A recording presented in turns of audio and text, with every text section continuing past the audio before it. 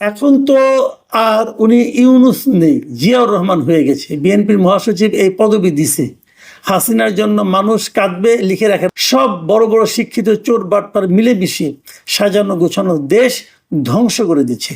যখন ইউনুস ক্ষমতা নিল তখন কেন আপনারা বলেননি আপনার মেয়াদ 3 মাস বা 6 মাস? এটা দায় কার? আপনাদের।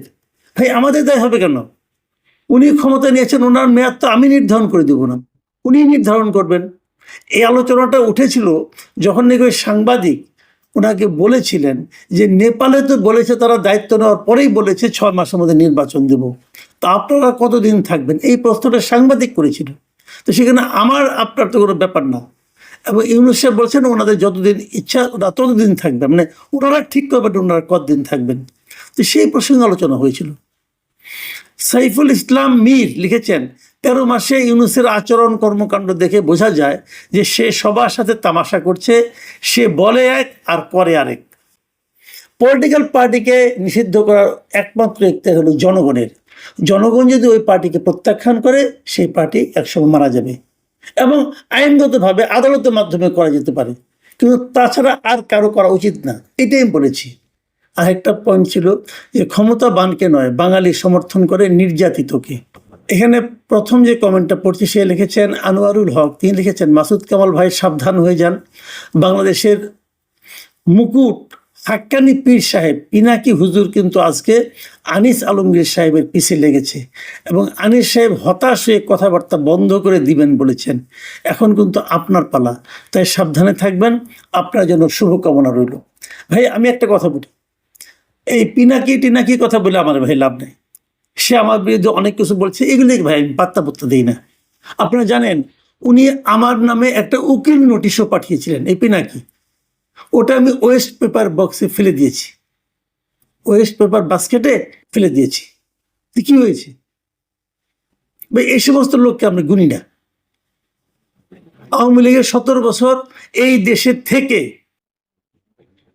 শেখ হাসিনার সমালোচনা করেছি, আওয়ামী লীগ গভর্নমেন্টের সমালোচনা করেছি। ওদের মতো লেজ গুটিয়ে দেশ থেকে পালিয়ে যায়নি। বড় বড় কথা বলে বিদেশে বসে। দেশে আসুক না, চ্যালেঞ্জ দিচ্ছি ওদেরকে, দেশে আসুক। ওই মানব এবার আমার কাছে যা বলা দরকার শেষ দিন পর্যন্ত বলে দেবো। ওই সমস্ত ওই বিদেশে বসে ওই গলির কুত্তা গলিতে ঘেউ ঘেউ করে। দেশে আসতে বলেন, তারপর তার সঙ্গে আলাপ করি সে কত বড় জ্ঞানী। এ সমস্ত ফালতু কথা বলে লাভ নেই রে ভাই। আমি একমাত্র আল্লাহ ছাড়া এদেরকে আর কাউকে ভয় পাই না। ভিজিল স্পার্ক লিখেছেন মাসুদ সাহেব আপনি ভুল বলছেন, ডক্টর ইউনুসের বাংলাদেশ সম্পর্কে ভালোই আইডিয়া আছে, কিন্তু বাংলাদেশিদের ডক্টর ইউনুস সম্পর্কে ভালো আইডিয়া ছিল না, এখন একটু একটু হচ্ছে।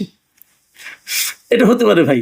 আপনি বলছেন আওয়ামী লীগের নেতারা অপরাধ করেছে, কিন্তু দলটি অপরাধ করেনি। আগামীকাল যদি আওয়ামী লীগকে নির্বাচনের জন্য বৈধ ঘোষণা করা হয় তাহলে কি সেই সব নেতা নেত্রী ফিরে আসবে না? আপনার মাধ্যমে পুরো জাতির কাছে প্রশ্ন রাখলাম, পুরো জাতির কাছে প্রশ্ন রাখছেন, ঠিক করেছেন। আমি আমার প্রশ্নের উত্তরটা দিই।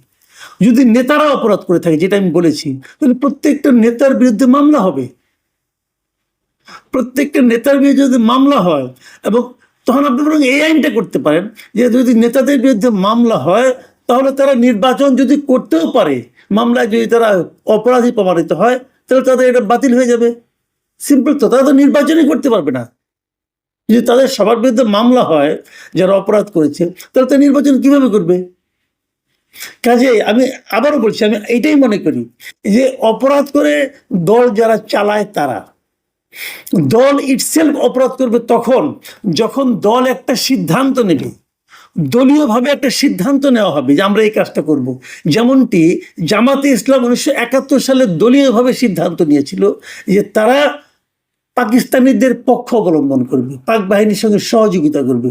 সেটা ছিল তাদের দলীয় সিদ্ধান্ত। সেরকম দলীয় সিদ্ধান্ত যদি নেয় কেউ তাহলে সেটা অপরাধ করেছে। আওয়ামী লীগ এরকম কোনো দলীয় সিদ্ধান্ত নিয়েছে? নেয়নি তো। আমি এই কথাটাই বলেছি ভাই, সরকার পরিবর্তনের সময় জনগণ যে আশা নিয়ে করেছিল সেটা যে অন্যের হাতে চলে গেছে বুঝতে দেরি হয়ে গেছে। সরকার পরিবর্তনের পর জনগণ দেখেছে কি কি ধ্বংস করেছে, কাকে কাকে অপদস্থ করেছে, দেশের কি কি ক্ষতি করেছে দেখেছে।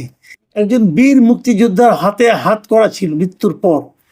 ভাই এখন এই সরকার ও সমর্থক যে 71 বিরোধী, এর প্রমাণ সব দিকে দিয়েছে।